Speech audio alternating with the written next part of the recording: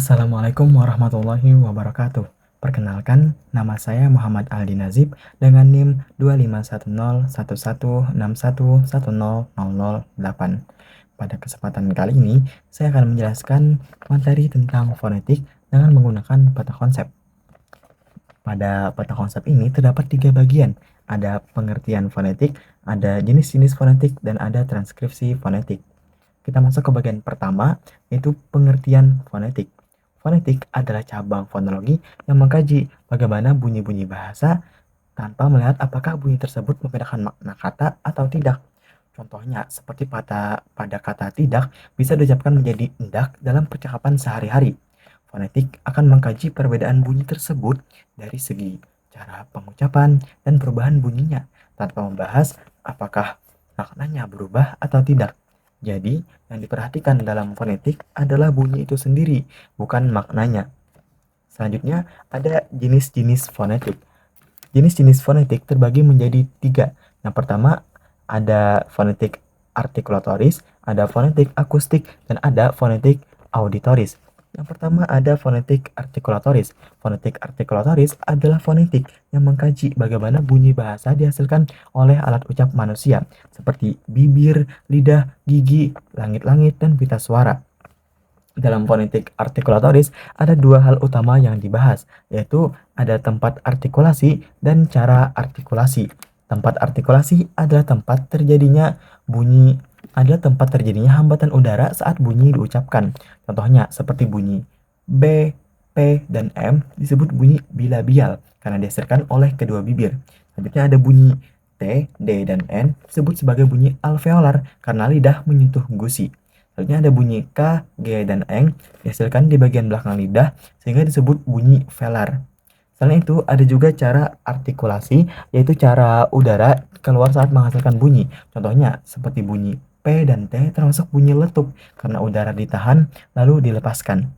Selanjutnya ada bunyi F dan S termasuk bunyi geser, karena udara keluar secara sempit. Selanjutnya ada bunyi M dan N termasuk sebagai bunyi sengau, karena udara keluar melalui hidung. Nah, contoh dari fonetik artikulatoris adalah bunyi P pada kata padi yang dihasilkan ketika kedua bibir dirapatkan kemudian dilepaskan sehingga udara keluar. Dan itulah yang dikaji atau salah satu contoh fonetik artikulatoris. Nah, bagian yang kedua ada fonetik akustik. Fonetik akustik ini mengkaji bagaimana bunyi bahasa sebagai gelombang suara yang merambat di udara. Jadi, bunyi bahasa dipandang sebagai gejala fisik, seperti getaran, dipandang sebagai gejala fisik, seperti getaran, frekuensi, dan intensitas suara. Contohnya, ketika kita mengucapkan kata rumah, kata yang keluar tersebut memiliki atau menghasilkan gelombang suara, dan gelombang suara itulah yang dikaji dalam fonetik akustik. Jenis fonetik yang ketiga ada fonetik auditoris, yaitu fonetik yang mengkaji bagaimana bunyi bahasa diterima oleh telinga dan diproses oleh otak kita. Contohnya, ketika ada seseorang mengucapkan kata makan, kita sebagai pendengar akan mendengar melalui telinga.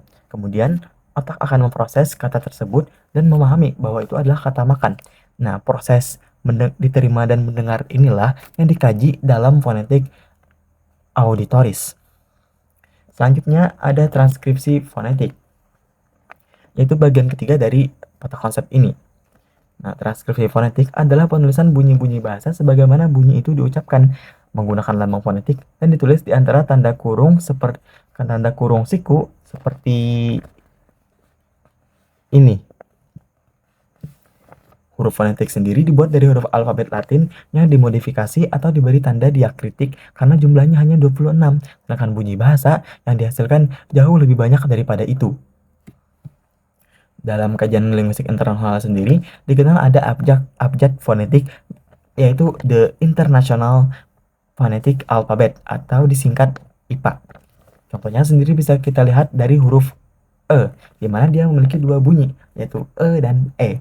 Jadi, transkripsi fonetik tidak bergantung pada ejaan, tetapi pada bunyi yang benar-benar terdengar. Contohnya, pada kata nganga yang ditranskripsikan menjadi janja seperti ini. Tapi dibaca nganga. Sebenarnya ada kata sedang yang ditranskripsikan menjadi sedang. Nah, jika menggunakan huruf E yang seperti biasa, maka sedang akan dibaca menjadi sedang, bukan sedang. Jadi perlu menggunakan huruf E yang terbalik seperti ini. Jadi tanda kurung siku ini menunjukkan bahwa yang ditulis adalah bunyi, bukan tulisan bahasa, tulisan biasa. Transkripsi fonetik ini penting agar perbedaan bunyi dapat dicatat secara tepat. Kesimpulan yang kita dapat, fonetik adalah cabang fonologi yang mengkaji bunyi bahasa tanpa memperhatikan apakah bunyi itu sebagai pembeda makna kata atau tidak. Fonetik terbagi menjadi 3 jenis. Ada fonetik artikulatoris yang mengkaji bagaimana bunyi bahasa dihasilkan oleh alat ucap manusia. Lalu ada fonetik akustik yang mengkaji bagaimana bunyi bahasa dihasilkan sebagai gelombang suara. Dan fonetik auditoris yang mengkaji bagaimana bunyi bahasa diterima oleh telinga dan diproses oleh otak. Selain itu, ada transkripsi fonetik yang digunakan untuk menuliskan bunyi bahasa secara tepat sesuai dengan pengucapannya seperti ini. Jadi, dengan memahami fonetik, kita dapat mengetahui bagaimana bunyi bahasa dihasilkan, terdengar, dan dipahami dalam komunikasi sehari-hari. Sekian dari saya. Wassalamualaikum warahmatullahi wabarakatuh.